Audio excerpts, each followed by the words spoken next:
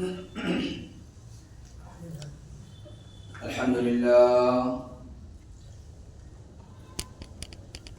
لله نحمده ونستعينه ونستهديه ونعوذ بالله من شرور أنفسنا وسيئات أعمالنا من يهده الله فلا مضل له ومن يضلل فلا هادي له وأشهد أن لا إله إلا الله وحده لا شريك له وأشهد أن محمدا عبده ورسوله يا أيها الذين آمنوا اتقوا الله حق تقاته ولا تموتن إلا وأنتم مسلمون يا أيها الناس اتقوا ربكم الذي خلقكم من نفس واحدة وخلق منها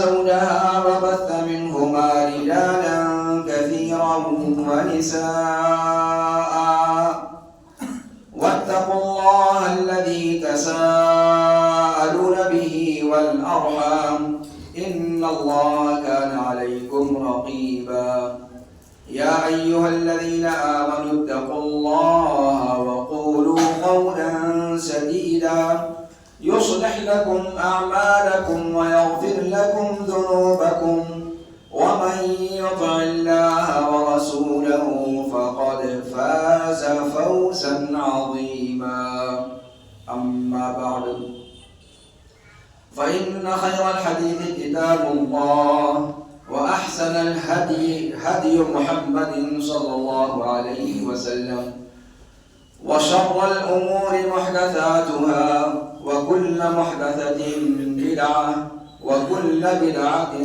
ضلالة وكل ضلالة في النار فأعوذ بالله السميع العليم من الشيطان الرجيم من همزه ونفخه ونفثه بسم الله الرحمن الرحيم لكل جعلنا منكم شرعة ومنهاجا وقال عز من قائل والذين لا يشهدون الزور وقال النبي صلى الله عليه وسلم فيما صح عنه من تشبه بقوم فهو منهم. حاضرین جمعہ، اللہ رب العالمین کی حمد و ثنا اور نبی مکرم صلی اللہ علیہ وصحبہ وسلم پر صلاۃ و سلام کے بعد آج کا خطبہ جمعہ عیسوی کیلنڈر کے اعتبار سے نئے سال کا پہلا جمعہ ہے. پرانا عیسوی سال ختم ہوا، نیا عیسوی سال شروع ہوا، اور اس مناسبت سے سماج، معاشرے اور سوسائٹی کے اندر بہت ساری ایسی چیزوں کا وجود دکھائی دیتا ہے جن پر شرعی اعتبار سے روشنی ڈالنے کی ضرورت ہے. یہ موقع ان مواقع میں سے ہے جن میں اللہ رب العالمین کی معصیتوں کے کام، اللہ رب العالمین کی نافرمانیوں کے کام وہ لوگ بھی انجام دینے لگ جاتے ہیں جو دین حق کو ماننے والے ہیں، جو توحید کے قائل ہیں، جو لا الہ الا اللہ محمد رسول اللہ کی شہادت دینے والے ہیں. اور یہاں سے خطیب کی ذمہ داری بن جاتی ہے کہ اس موضوع کو منبر و محراب سے اٹھایا جائے. پچھلا ہفتہ جس انداز میں پوری دنیا میں طوفان بدتمیزی مچایا گیا، جس طریقے سے حلال و حرام کی دھجیاں اڑائی گئیں، جس انداز میں اللہ رب العالمین کی حرام کردہ شراب کے جام لٹھائے گئے، جس انداز میں حیا، شرم اور عفت و حشمت کے جنازے نکالے گئے، یہ ہم اور آپ سبھی جانتے ہیں۔ خاص طور سے اس دور میں جبکہ ہمارے بچوں کے ہاتھ تک میں ملٹی میڈیا موبائل موجود ہے، کہاں پر دنیا میں کیا ہو رہا ہے، گلوبل ولیج بن چکی ہے دنیا۔ بچہ ان ساری باتوں سے آشنا اور آگاہ ہوتا ہے۔ ایسے ماحول میں اگر منبر رسول سے اللہ اس کے رسول کے نام پر قوم کو ہدایات دینے والا اگر اس سے غفلت برتتا ہے تو اس سے بڑا مجرم میری نگاہ میں کوئی اور نہیں، اور شاید آپ میری اس بات کی تائید بھی کریں گے۔ آئیے ذرا سا شرعی نقطہ نظر سے ان چیزوں کا ذرا سا جائزہ لیتے ہیں۔ کیوں یہ چیزیں ہماری نظر میں غلط ہیں؟ کیا مسلمان تشدد پرست ہے؟ کیا تعصب کی پٹیاں باندھ رکھی ہیں ہم نے، اس لیے ہم متحمل مزاج نہیں ہیں؟ دوسروں کے ساتھ شانہ بشانہ مل کر چلنے کا مزاج ہمارے اندر نہیں ہے؟ کیا واقعی کچھ لوگ جیسے روشن خیال یہ سمجھتے ہیں یا یہ باور کرتے ہیں کہ یہ ملاؤں کا اسلام ہے جو ہر چیز میں جائز ناجائز حلال حرام؟ وہ بھائی سال شروع ہو رہا ہے، ایک سال ختم ہو رہا ہے، تھوڑا سا خوشیاں ہی تو منا رہے ہیں۔ کیا تمہاری صحت پہ اثر پڑ رہا ہے؟ کیوں تمہاری پیشانی سلوٹ زدہ ہو رہی ہے نا آپ کے درمیان، ہمارے درمیان ایسے بھی افراد ہیں۔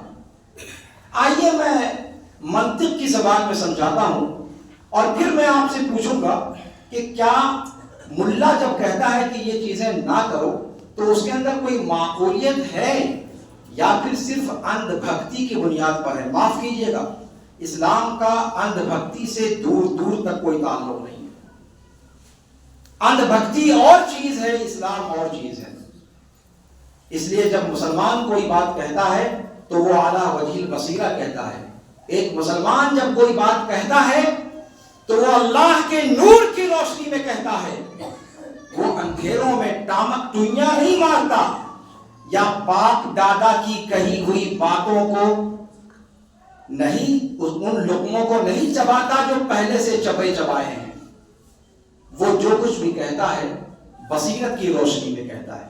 آئیے اس مختصر سی تمہید کے بعد، جمعہ کا وقت ذرا مختصر ہوتا ہے اور مجھے کہنا بہت کچھ ہے، اور اگر اس موقع پر نہ کہا جائے تو پھر وقت نکل جاتا ہے۔ ہر چیز اپنے وقت پر کہی جاتی ہے تو اس کا اثر زیادہ ہوتا ہے۔ آلریڈی ہم ایک ہفتہ لیٹ ہو چکے ہیں، لیکن کوئی حرج کی بات نہیں۔ یہ کیلنڈر جس کا یہ نیا سال ہے، آپ اور ہم سبھی جانتے ہیں اسے گریگورین کیلنڈر کہا جاتا ہے، جس کو بعد میں دھیان دیجیے گا میری ایک ایک بات پر، جسے بعد میں عیسوی کیلنڈر کا روپ دے دیا گیا۔ عیسائی مذہب سے اس کیلنڈر کا کوئی دور تک لینا دینا نہیں ہے۔ ابھی میں آپ کو بتاؤں گا کہ اس کی حقیقت کیا ہے۔ حقیقت یہ ہے کہ دسمبر کا مہینہ یہ رومن امپائر کے زمانے میں، جب عیسیٰ علیہ الصلوۃ والسلام کا ابھی وجود بھی نہیں تھا، اس زمانے سے رومن امپائر میں یہ کیلنڈر موجود تھا، اور اس کیلنڈر کے اندر مہینوں کی جو تعداد تھی، مہینوں کی تعداد کو بھی خاص نام دے کر کے اور متعارف کروایا گیا تھا۔ یہ کیلنڈر عیسیٰ علیہ الصلوۃ والسلام سے پہلے موجود تھا۔ اور 25 دسمبر کی تاریخ یہ رومن امپائر میں سورج کی پرستش کرنے والی قوم تھی،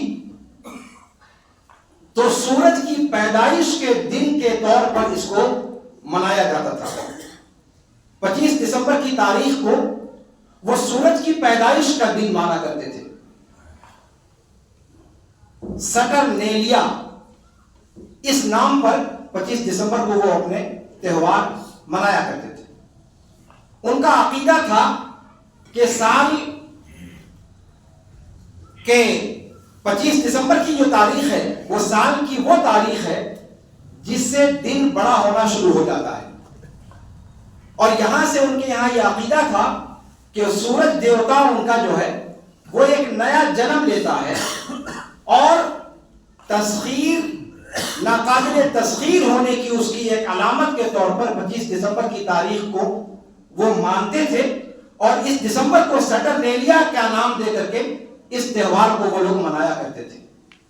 دھیان سے اس بات کو نوٹ کیجئے گا، اور یہ ساری باتیں یہ خود عیسائی مذہب کی کتابوں کے حوالے سے بھی یہ ساری کی ساری باتیں مدلل ہیں، ہوا میں کوئی بات نہیں کہی جا رہی ہے۔ انسائکلوپیڈیا اور بٹانیکا ہر شخص کی دسترس میں ہے، وہ ایک انگلی کی دسترس سے انسائکلوپیڈیا اور بٹانیکا وہ اٹھا سکتا ہے، آکسفورڈ کی جو آرکائیوز ہیں ان کو وہ کھنگال سکتا ہے، اور اس میں وہ ساری بحث دیکھ سکتا ہے۔ رومن امپائر کی اپنی ایک تاریخ تھی، 25 دسمبر کو وہ منایا کرتے تھے، اور یہ وہ زمانہ تھا جب بعد میں عیسائی مذہب جب وجود میں آیا تو عیسائی مذہب کا رومن امپائر سے ٹکراؤ ہوا۔ سب سے پہلا ٹکراؤ یہودیوں سے ہوا، جیسا کہ آپ اور ہم سبھی جانتے ہیں عیسیٰ علیہ السلام یہودیوں کے بیچ مبعوث ہوئے تھے۔ فلسطین کا علاقہ ان کے بعثت کا علاقہ ہے۔ عیسیٰ علیہ السلام کا پہلا ٹکراؤ یہودیوں سے ہوا، پھر یہودیوں سے ٹکراؤ کے ساتھ ساتھ پھر جب عیسیٰ علیہ السلام کی مقبولیت بڑھی، عیسیٰ علیہ السلام کے معجزات کا شہرہ ہوا، کس طریقے سے اللہ رب العالمین نے ان کے ہاتھ پر بیماروں کی شفایابی کا نسخہ رکھ دیا، کیسے یہ مردے کو ہاتھ لگا کر اللہ رب العالمین کے حکم سے زندہ کر دیا کرتے تھے، یہ سارے جو معجزات ان کے ہاتھوں پر ظاہر ہونے لگے اور لوگوں کی بھیڑ اکٹھا ہونے لگی۔ اور جانتے ہیں آپ کہ جہاں کراؤڈ اکٹھا ہونا شروع ہوتا ہے وہاں اچھی حکومتوں کے اندر خطرے کی گھنٹی بجنے لگتی ہے۔ وہی معاملہ ہوا، پہلا ٹکراؤ یہودیوں سے ہوا، پھر اس کے بعد رومن امپائر سے بھی ٹکراؤ ہوا، اور پھر عیسیٰ علیہ السلام کے ساتھ یہودیوں نے جو کچھ کیا وہ ہم اور آپ سبھی جانتے ہیں۔ انہوں نے انہیں پھانسی دینے کی کوشش کی، اللہ رب العالمین نے انہیں زندہ آسمان میں اٹھا لیا ہمارے عقیدے کے مطابق، اور عیسائی مذہب کے عقیدے کے مطابق انہیں پھانسی لگ گئی۔ پھر عیسیٰ علیہ السلام کے آسمان پر اٹھا لیے جانے کے بعد ان کے اس مذہب کو ان کے حواریوں نے بڑھایا، اس کی نشر و اشاعت کی، اور یہ سلسلہ ان کا چلتا رہا تا آ کے 300 سال گزرنے کے بعد، 300 سال عیسیٰ علیہ السلام کی بعثت پر 3 سال گزر جانے کے بعد پھر اللہ رب العالمین کا کرنا ایسا ہوا کہ رومن امپائر اس نے خود عیسائی مذہب قبول کر لیا، اور پھر اس کے بعد یہ رومن امپائر کا سرکاری مذہب عیسائی مذہب قرار پایا۔ پھر اس کے بعد جب یہ رومن امپائر کا حکمراں عیسائی دھرم اس نے قبول کیا تو اس نے عیسائی دھرم تو قبول کر لیا، لیکن اس میں اپنی چیزوں کو بھی باقی رکھا۔ انہوں نے سوچا کہ جو تہوار وہ آلریڈی پہلے سے جو بٹر کو مانتے وقت، اس کی پرستش کرنے کے وقت جن تہواروں کو وہ لوگ منا رہے تھے ان تہواروں کو باقی رکھا جائے، لیکن اب چونکہ عیسائی مذہب اختیار کر لیا تھا لہذا اس کے اندر تبدیلی کر دی، اور سٹرنیلیا کا جو تہوار تھا 25 دسمبر کا اس کو انہوں نے کرسمس کا نام دے دیا، اور عیسیٰ مسیح صلی اللہ علیہ وآلہ وسلم ان کی پیدائش کا دن اس کو قرار دے دیا۔ دھیان دیجیے گا، اور یہ واقعہ کب ہو رہا ہے؟ عیسیٰ علیہ السلام کے زمانے کے گزر جانے کے بعد، ان کے حواریوں کا زمانہ گزر جانے کے بعد، عیسائیوں کی ایک لمبی نسل کے گزر جانے کے بعد، عیسائی مذہب کے اندر کہیں 3 صدیوں تک اس کا کوئی تذکرہ نہیں ملتا کہ دسمبر میں ان کی ولادت ہوئی تھی۔ سب سے پہلے رومن امپائر میں جب مذہب سرکاری عیسائی بن گیا، عیسائی مذہب سرکاری مذہب بن گیا، تب رومن امپائر نے اپنے پرانے مذہب کے اعتبار سے، جو سورج کی پرستش کا مذہب تھا، اس پرستش کے اعتبار سے جو میلے ٹھیلے، جو تہوار ان کے یہاں تھے، ان تہواروں کے بدیل کے طور پر اس کو ریپریس کرتے ہوئے انہوں نے 25 دسمبر کے تہوار کو باقی رکھا، لیکن اب اس کو سٹرنیلے کا نام دینے کے بجائے، سٹرنیلیا نام دینے کے بجائے انہوں نے کرسمس کا نام دے دیا۔ یہ تھا آغاز عیسائی مذہب کے اندر کرسمس کی تاریخ منانے کا۔ یہاں سے کچھ باتیں آپ کے ذہن میں سمجھ میں آ رہی ہوں گی کہ جیسے مذہب اسلام میں اللہ کے رسول صلی اللہ علیہ وسلم، صحابہ کرام، تابعین اعظام، تبع تابعین اعظام، اس زمانے میں اگر کوئی چیز نہیں پائی جاتی، اس کا سبب موجود ہونے کے باوجود اور بعد میں ایجاد ہوتی ہے، تو اسے ہم کیا کہتے ہیں؟ اسے ہم بدعت کا نام دیتے ہیں۔ گویا 25 دسمبر کا جو ان کے ہاں معاملہ ہے وہ تقریباً ملتا جلتا ایسا ہی ہے جیسے ہمارے مذہب اسلام میں بدعتوں کی تعریف میں کہا جاتا ہے۔ یہ ان کے مذہب کا اصل معاملہ نہیں ہے، اور ان کے مذہب کے علماء نے بھی اس کو بڑھایا نہیں ہے۔ یہ بڑھایا گیا ہے سیاست کے نام پر۔ سیاسی حکمرانوں نے یہ تہوار 25 دسمبر کا ان کے یہاں ایجاد کیا۔ گویا خود عیسائی مذہب میں یہ چیز بدعت ہے۔ میں یہ توجہ دلانا چاہتا ہوں کہ خود عیسائی مذہب میں، جو آلریڈی محرف مذہب ہے، تبدیل شدہ مذہب ہے، لیکن جیسا بھی ہے، ان کے مذہب اور اپنے قوانین کے اعتبار سے 25 دسمبر کو کرسمس منانے کا معاملہ خود عیسائی محققین نے، میں نے آپ کو حوالہ دیا آکسفورڈ کا، آکسفورڈ کی جو آرکائیوز ہیں اس میں باقاعدہ یہ بات نوٹ ہے، ان کا اپنا حوالہ ہے، یہ کسی مسلمان کا حوالہ نہیں دے رہا۔ اس کا مطلب یہ ہوا کہ خود عیسائی مذہب کے اعتبار سے یہ چیز عقیدے کے اعتبار سے درست نہیں ہے، واقعے کے اعتبار سے درست نہیں ہے۔ اب آئیے تاریخی اعتبار سے دیکھیں کہ کیا یہ درست ہے۔ عیسائی مذہب 25 دسمبر کو اگر اس کے بعد عیسیٰ علیہ السلام کی ولادت کو ماننا اس نے شروع کر دیا، چلیے اگر عیسیٰ علیہ السلام کی ولادت دسمبر ہی کے مہینے میں ہوئی ہوتی، 10-5 دن کا معاملہ آگے پیچھے ہوتا تو کہتے چلو کوئی بات نہیں، مہینہ تو وہی یار، چھوڑ دو۔ 25 دسمبر کو ان کا سٹرنیلیا چلتا تھا، اسی 25 دسمبر کو پیدائش مان لیا، 2-4 دن آگے رہا ہوگا یا 2-4 دن پیچھے رہا ہوگا۔ کیا ایسا ہے معاملہ؟ جب ہم تاریخ کو دیکھتے ہیں تو ہمیں نظر آتا ہے کہ نہیں صاحب، انجیل لوقا کے اندر دوسرے چیپٹر میں 8ویں نمبر پہ یہ باقاعدہ صراحت ہے۔ آپ جانتے ہیں کہ لوقا ان کی مشہور انجیل ہے، اس میں باقاعدہ لکھا ہوا ہے عیسیٰ علیہ السلام کی پیدائش کا وقت وہ تھا جب چرواہے کھلے میدانوں میں اپنی بھیڑوں کو لے کر کے چلا رہے تھے۔ اپنی بھیڑوں کو لے کر کھلے میدان میں چرواہے بھیڑوں کو چلا رہے تھے چراگاہوں میں، اور چراگاہیں سرسبز و شاداب تھی۔ اور یہ جملہ لوقا کے اندر آنا یہ اس بات کی دلیل ہے کہ فلسطین جہاں عیسیٰ علیہ السلام کی ولادت ہوئی، دسمبر کا مہینہ وہاں کڑاکے کی سردی کا مہینہ ہوتا ہے، وہاں چراگاہوں کے پھلنے پھولنے کا مہینہ نہیں ہوتا۔ یہ چراگاہوں کے اندر کھلے طور پر چراگاہوں کے سرسبز و شاداب ہونے کا اور چرواہوں کے بھیڑوں کو لے کر نکلنے کا یہ مہینہ نہیں ہوتا۔ عیسائی محققین نے اس بات کو لکھا ہے کہ لوقا کی یہ نص اور تاریخی شہادتیں اس بات کو بتلاتی ہیں کہ عیسیٰ علیہ السلام کی ولادت یا تو موسم بہار میں ہوئی ہے یا گرمی کے موسم میں ہوئی ہے۔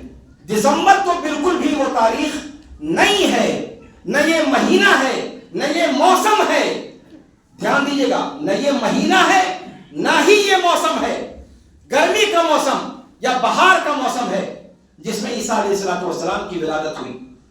اور اسی بات کو ہمارا قرآن بھی کہتا ہے. قرآن کو جب آپ دیکھیں تو ہمیں نظر آتا ہے کہ مریم علیہ السلام کو جب عیسیٰ علیہ السلام حمل سے تھے، اللہ رب العالمین نے کہا تھا فرشتوں کو بھیج کر حکم دیا کہ وَهُزِّي إِلَيْكِ بِجِذْعِ النَّخْلَةِ تُسَاقِطُ عَلَيْكِ رُطَبًا جَنِيًّا کہ اے مریم کھجور کے درخت کو آہستگی سے جھنجھوڑو، اسے ہلاؤ، وہ تازہ تازہ کھجور کے پھل تمہارے اوپر گرانا شروع کر دے گا. دھیان دیجیے، کھجور کا پیڑ ایسا نہیں ہوتا کہ کوئی جوان مرد بھی اس کو ہلا سکے، جوان مرد بھی ہلا سکے، لیکن یہ معجزہ تھا کہ مریم حمل کے ایام میں کمزور عورت ہوتی ہی ہے، اور اس میں بھی حمل کے آخری ایام، اس میں اللہ رب العالمین نے کہا کہ کھجور کے درخت کو ہلاؤ آہستگی سے. حزی یہ عربی زبان کے اندر یہ حز کی جو تعبیر ہے، یہ ہلکے سے ہلانے، یعنی مریم کو کہا گیا کہ تم صرف اس کام کو کرو.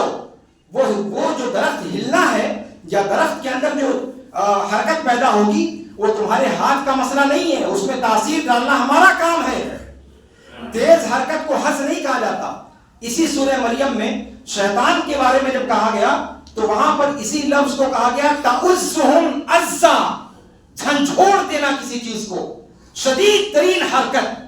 لیکن یہاں پر جب مریم کے بارے میں کہا تو ایک کمزور ناتواں عورت وہ ہلکے سے ہی ہلا سکتی ہے. کہا حزی الیک، ہلکے سے کھجور کے درخت کو ہلانے کی کوشش کرو اور اس کا تنا پکڑ کر کے تساقط علیک رطبا جنیا، وہ کھجور کا درخت تمہارے اوپر رطبا جنیا، ترو تازہ رطب کھجور کی اس کنڈیشن کو کہا جاتا ہے جب کھجور پوری طرح سے تیار ہو جاتا ہے اور تازہ کھانے کے لائق بن جاتا ہے. کہا کہ کھجور اپنے تر و تازہ پھلوں کو تمہارے اوپر گرانا شروع کر دے گا. اور کھجور کے پکنے کا مہینہ آج بھی آپ عرب کے اندر دیکھ لیں، جون جولائی کا مہینہ ہوتا ہے، یعنی انتہائی شدید گرمی کا زمانہ ہوتا ہے. یہ دسمبر کا مہینہ نہیں ہوتا. اس اعتبار سے آپ نے دیکھا کہ یہ فراڈ ہے. خود ان کے مذہب کے اعتبار سے، ان کے مذہب کے ماننے والے محققین کے اعتبار سے یہ فراڈ ہے. اور حقیقت میں یہ جو تہوار ہے یہ مشرکوں کا تہوار ہے، رومن امپائر کا تہوار ہے، یہ عیسائیوں کا تہوار حقیقت میں نہیں ہے. ان کے یہاں خود یہ بجائے خود اپنے آپ میں ایک بدعت ہے، جائے کہ یہ حقیقت ہو. پھر اس کے بعد آپ اس چیز کو دیکھیں کہ عیسائی مذہب میں جو کیلنڈر ابھی چل رہا ہے، میں نے آپ کو بتایا کہ رومن امپائر کے زمانے سے یہ کیلنڈر چلا آ رہا ہے. یہ کیلنڈر عیسیٰ علیہ السلام سے اس کا کوئی لینا دینا نہیں ہے. آج جو کیلنڈر ہم دیکھ رہے ہیں گریگورین، جنوری سے آغاز ہو کر کے دسمبر پر ختم ہوتا ہے. یہ مہینہ جو ہمارے درمیان گزر رہا ہے یہ پہلا مہینہ مانا جاتا ہے، یہ پہلا مہینہ مانا جاتا ہے. جبکہ حقیقت میں جب یہ کیلنڈر ایجاد ہوا تھا تو جنوری پہلا مہینہ نہیں تھا. مارچ سے اس کیلنڈر کا آغاز ہوا تھا. مارچ پہلا مہینہ تھا، اپریل دوسرا مہینہ، اس طریقے سے آپ چلے جائیے. 12 مہینے کا کیلنڈر تھا یہ، لیکن مارچ پہلا مہینہ تھا اور وہاں سے گنتی چلتی تھی اور پھر آ کر کے فروری پر ختم ہوتی تھی. اور فروری کا مہینہ ان کا ابھی میں بتاؤں گا کہ ہر مہینے کو کس نام پر بنایا گیا ہے اور اس کا کیا مطلب ہوتا ہے.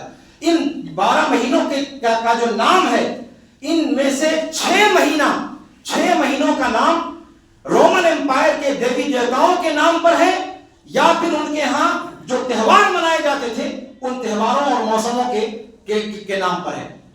اور باقی 6 مہینے کے نام وہ ترتیب کے اعتبار سے ہیں. جیسے ہم اور آپ کہتے ہیں یہ 7واں مہینہ، یہ 8واں مہینہ، یہ 9واں مہینہ، یہ جولائی سے لے کر کے اور دسمبر تک یہ پورا مہینہ یہ ترتیب وار ان کے ہاں نمبر وار تھا، نمبر وار مہینہ چلتا تھا. مارچ پہلا مہینہ، اپریل دوسرا، مئی تیسرا، جون چوتھا اور جولائی پانچواں. تو جولائی کو پانچواں مہینہ کہا جاتا تھا، اگست کو چھٹا مہینہ کہا جاتا تھا، ستمبر کو ساتواں مہینہ کہا جاتا تھا. اس طریقے سے آپ آگے بڑھتے چلے جائیں گے. بعد میں رومن امپائر میں ایک حکمراں گزرا، جولیس سیزر. جولیس سیزر ایک حکمراں گزرتا ہے. اس جولیس سیزر کے نام پر جولائی کو کے مہینے کا نام ان لوگوں نے رکھ دیا. اور اسی طریقے سے اگست کا جو نام ہے وہ نام آگسٹس سیزر. یہ رومن امپائر کا ایک حکمراں تھا جس نے بہت ساری فتوحات کی تھی. اور اگست کے مہینے میں، جس کو آج ہم اگست کہتے ہیں، جس کو پرانا نام اس کا تھا سیکسٹائلس. سیکسٹائلس کہا جاتا تھا اس کو لیٹنک زبان میں، لاطینی زبان کے اندر. تو اس کا نام تھا سیکسٹائلس. جب اس آگسٹس سیزر نامی رومن امپائر نے اس مہینے کے اندر اس کی فتوحات بہت زیادہ ہوئی، تو اس مہینے کے نام کو اسی حکمراں کے نام پر کر دیا اگستس. اگست کا مہینہ اسی کے نام پر معنون کر دیا اور اس کا دن 31 کر دیا. اس کو 31 دن کا مہینہ انہوں نے بنایا. اس رومن امپائر کے زمانے سے، اس سے پہلے یہ 30 دن کا تھا. تو 31 دن کا مہینہ بنایا اور اس کا تو جولائی اور اگست یہ رومن امپائر کے ناموں پر ہیں. اس کے بعد آپ چلے آئیے ستمبر. آج بھی ستمبر، اکتوبر، نومبر، دسمبر یہ گنتیاں ہیں. یہ مہینوں کا جو نام ہے یہ گنتی اصل میں ہے. سپٹمبر کا مطلب ہوا 7واں مہینہ. اکتوبر کا مطلب ہوا یہ سپٹمبر، یہ سپٹم سے، جو لاطینی زبان کا لفظ ہے، سپٹم سے ماخوذ ہے، جس کا معنی ہوتا ہے 7واں. اکتوبر اوکٹو سے لیا گیا ہے، اوکٹو کا معنی ہوتا ہے 8. نومبر یہ نوویم سے لیا گیا ہے، جس کا معنی ہوتا ہے 9واں. آپ جانتے ہیں فارسی میں بھی نہم کہا جاتا ہے، نہم، نوویم. تو یہ نوویم 9واں مہینہ. اور میں بتا چکا ہوں کہ یہ ترتیب مارچ سے جب شروع کریں گے آپ تب ہوگی. مارچ سے ان کا کیلنڈر شروع ہوتا تھا. اور دسمبر دیسم سے ہے، جس کا معنی ہوتا ہے 10واں مہینہ. اس طریقے سے یہ اخیر کے مہینوں کے نام ترتیب وار ان کے یہاں جو مہینے کی ترتیب تھی اسی کو مہینے کا نام بنا دیا گیا. لیکن شروع کے جو نام ہیں جنوری، فروری، مارچ، اپریل، مئی اور جون، یہاں تک کے جو مہینوں کے نام ہیں یہ نام رومن امپائر کے دیوی دیوتاؤں کے نام پر یا ان کے یہاں جو موسم تھے ان موسم کے نام پر. جنوری جانوس نام کا ایک دیوتا تھا جس کے 2 منہ تھے، اس دیوتا کے نام پر انہوں نے جنوری کا نام رکھا. فروری فیبروا سے ہے، اس کے بارے میں بتا چکا ہوں کہ فروری کا مہینہ ان کے ہاں سال کا آخری مہینہ تھا. اس مہینے میں وہ تطہیر کا کام کرتے تھے. جتنا سال بھر میں پاپ کیا ہے اس پاپ کو دھلنے کا مہینہ تھا یہ فروری کا مہینہ ان کے ہاں. اور اسی مہینے میں وہ اس چیز کا تہوار منایا کرتے تھے. تو یہاں سے فروری کا مہینہ کا نام فیبروا سے فروری پڑ گیا. مارچ کا مہینہ، مارس یہ رومی دیوتا کا نام تھا جو جنگ کا دیوتا تھا ان کے یہاں رومن امپائر میں. اس کے نام پر مارس نام تھا اس کا، اس کے نام پر مارچ نام رکھا گیا. اسی طریقے سے اپریرے، اپریل کا جو لفظ ہے اصل لاطینی لفظ اپریرے یعنی کھلنا، یہ وہ مہینہ تھا جس میں جو موسم کے اعتبار سے جس کا نام رکھا گیا. یہ موسم بہار تھا ان کے یہاں جس میں پھول کھلا کرتے تھے، کھیتیاں کھلا کرتی تھی. تو کھلنے کا موسم تھا، یہ بہار کا موسم تھا. تو یہاں سے اس مہینے کا اپریل انہوں نے نام رکھا جس کو بعد میں اپریل کا نام دیا گیا. مئی یہ میاں ان کے یہاں تھا. ان کے یہاں ایک دیوتی کا نام تھا، دیوی کا نام تھا جو ترقی کی دیوی سمجھی جاتی تھی. میاں MAIA میاں لاطینی زبان کے اندر. وہاں سے مایو یا مئی کا نام یہ مہینہ رکھا گیا. جون کا مہینہ یہ جونوں کے نام پر ہے جو ان کے یہاں دیوی تھی اور اس کو خاندان کی دیوی مانا جاتا تھا، عورتوں کی دیوی. شادی بیاہ وغیرہ وہ اس مہینے ہی میں کیا کرتے تھے. تو جونوں دیوی کے نام پر جون کے مہینے کا نام رکھا گیا. اور پھر اس کے بعد جولائی کا مہینہ جس کو میں نے بتایا کہ جولیس سیزر کے نام پر جولائی کا نام رکھا گیا. پہلے اس کا نام تھا کوئنٹیلیز اس کا نام تھا جس کا معنی ہوتا ہے لاطینی زبان میں 5واں مہینہ. لیکن جولیس سیزر ایک حکمراں گزرا ہے، اس کے نام پر اسلام کو رکھ دیا گیا۔ خلاصہ یہ نکلا کہ 12 مہینے کے ایک بھی مہینے کا نام ایسا نہیں ہے جس کا عیسائی دھرم سے کوئی تعلق ہو، جس کا کرسچینٹی سے کوئی تعلق ہو، نہ کوئی اور ہے نہ کوئی چھوڑ ہے، کہیں ان کا کوئی عطا پتہ نہیں۔ یہ سارا کا سارا کیلنڈر یہ رومن امپائر پر کھڑا ہوا ہے۔ رومن امپائر مشرکانہ تہذیب تھی اور وہاں سے یہ ساری کی ساری چیزیں لی گئی ہیں، اور انہی کے تہواروں کو آج عیسائی مذہب اپنا تہوار سمجھ کر کے مناتا چلا آ رہا ہے۔ عیسیٰ یعنی 3 صدی عیسوی کے بعد، یہ دھیان دیجیے گا کہ 25 دسمبر سے بعد کا جو یہ تہوار منانا شروع کیا گیا ہے، یہ عیسیٰ علیہ السلام کے گزرنے کے 300 سال کے بعد عیسائی مذہب نے ان تہواروں کو اپنایا ہے۔ جو تہوار خود ان کے اپنے مذہب کا اصل تہوار نہیں ہے، اس میں پرائی شادی میں عبداللہ دیوانہ، اور بھائی آپ کا اس سے کیا لینا دینا ہے؟ آپ کا اس سے کیا لینا دینا ہے بھائی؟ نہ وہ کیلنڈر تمہارا ہے، نہ وہ مناسبت تمہاری ہے، نہ اس واقعے سے تمہارا کوئی لینا دینا ہے۔ مشرکانہ تہذیب، بدعتوں سے بھری ہوئی تہذیب، اس تہذیب کے پیچھے آپ دیوانہ ہو رہے، اور جب آپ کو سمجھایا جاتا ہے کہ صاحب یہ سب نہ کرو تو کہتے ہو کہ صاحب ملا متشدد ہے۔ اور بھائی اندھ بھکتی کا نام مذہب نہیں ہے۔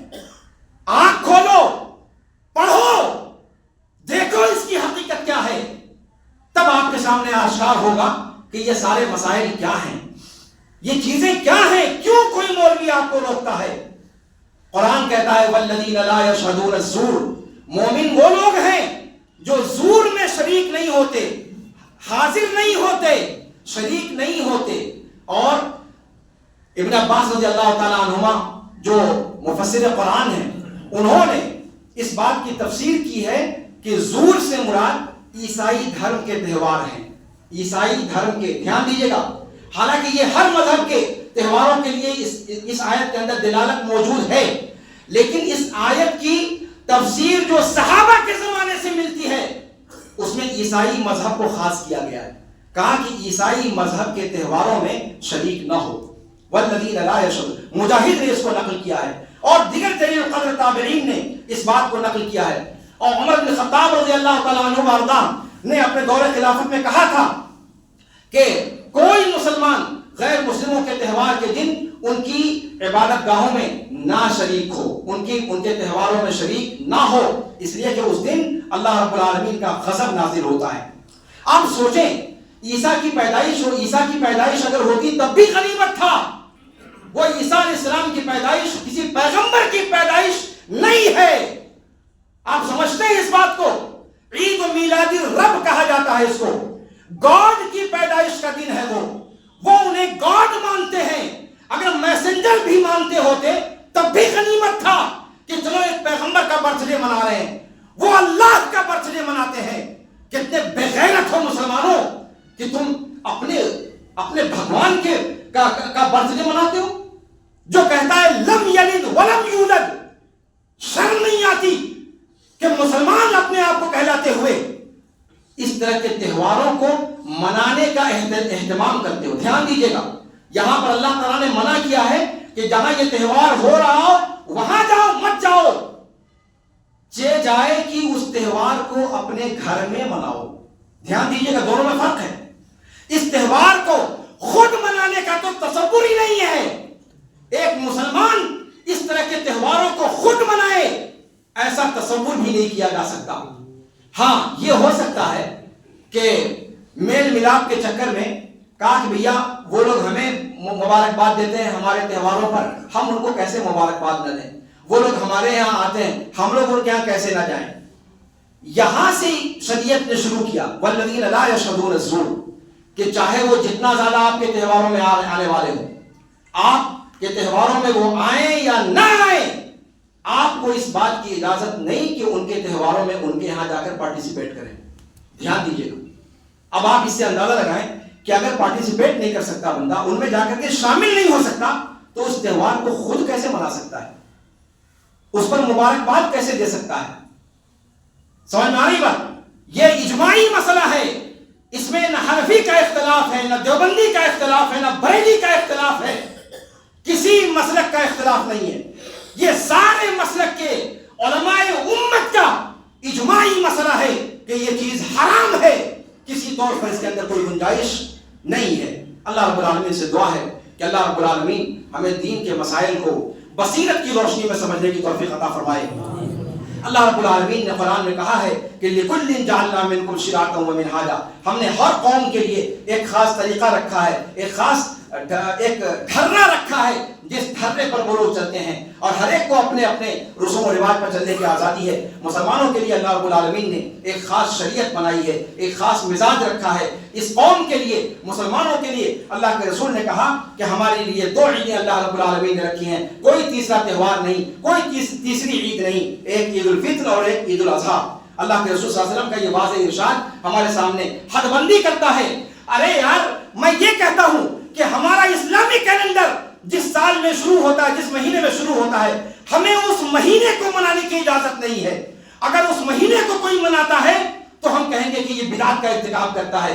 چاہے کہ یہ عیسائی کیلنڈر جس کا ہمارے پورکھوں سے بھی کوئی واسطہ نہیں، اگر محرم کے اندر بھی مناتے اس نیا سال ہو تو وہ چیز غلط ہوتی. تو اس مہینے کے اندر اس مناسبت سے اس کو منانے کی اجازت کیسے دی جا سکتی ہے؟ جو چیز غلط ہے وہ غلط ہے. تہوار کے طور پر یا عید الفطر کو منایا جا سکتا ہے یا عید الاضحیٰ کو منایا جا سکتا ہے، تیسری کوئی ہماری عید نہیں ہے. اور اگر ان دونوں کو چھوڑ کر، ان دونوں تہواروں کو چھوڑ کر مسلمان کسی تیسرے تہوار کی طرف جاتا ہے تو یاد رکھیے اللہ کے رسول نے کہا ہے من تشبہ بقوم فہو منہم، جو بندہ جس قوم کی مشابہت اختیار کرے گا اس کا حشر انہی کے ساتھ ہوگا. اللہ رب العالمین سے دعا ہے کہ اللہ رب العالمین ہمیں ان باتوں کی خطرناکی کو سمجھنے کی توفیق عطا فرمائے. اللہ رب العالمین ہمیں توحید کے مضمون کو سمجھنے کی توفیق عطا فرمائے. اللہ رب العالمین ہمیں جب تک زندہ رکھے توحید پر زندہ رکھے، جب ہمارا خاتمہ ہو توحید پر ہو. اللہ رب العالمین ہمیں، ہمارے گھر والوں کو، ہماری نسل کو، ہمارے پرکھوں کو، ہماری بہو بیٹیوں کو، ہماری نانی دادیوں کو، اللہ رب العالمین ہماری آنے والی نسل کو، ہم سب کو اللہ رب العالمین شرک کے سائے سے بھی دور رکھے. اللہ رب العالمین توحید کی ایک دولت ہے جو ہماری سب سے بڑی دولت ہے. اعمال میں ہم کوتاہ ہیں، یقیناً کوتاہ ہیں، لیکن اگر توحید سلامت ہے تو ہماری نجات کی امید کی جا سکتی ہے. اے اللہ اس دولت کو تو، اس دولت پر سیند لگانے والوں سے اس دولت کو محفوظ رکھ. اے اللہ اس دولت کو بچا کر اپنے پاس ہمیں پہنچا. اے اللہ جب تک زندہ رکھ، توحید پر رکھ، اور توحید پر ہمارا خاتمہ ہو. ہم میں سے جو لوگ بیمار ہیں انہیں شفا کامل و عاجل عطا فرما دے. ہم میں سے جو لوگ قرض دار ہیں ان کے قرض کی ادائیگی کی سبیل پیدا فرما دے. ہم میں سے جو لوگ جن کے یہاں بیٹیاں شادی کے انتظار میں ہیں، اے اللہ تو ان کے مناسب رشتے لگوا دے. اے اللہ ہم میں سے جن کی جو بھی جیسی بھی جائز ضروریات ہیں، جن میں ان کے لیے بہتری ہے اور تیرے لیے تیری رضا ہے، اے اللہ ان کی ان تمام ضرورتوں کے تکمیل کے اسباب مہیا فرما دے. اے اللہ ہمیں اسلام پر زندہ رکھ، ہمارے سلف صالحین کے نقش قدم پر زندہ رکھ، اور ہمارا حشر نبیین، صدیقین، شہداء و صالحین کے ساتھ فرما. اقول قولی ھذا واستغفر اللہ لی ولکم ولسائر المسلمین فاستغفروہ من کل ذنب انہ هو الغفور الرحیم.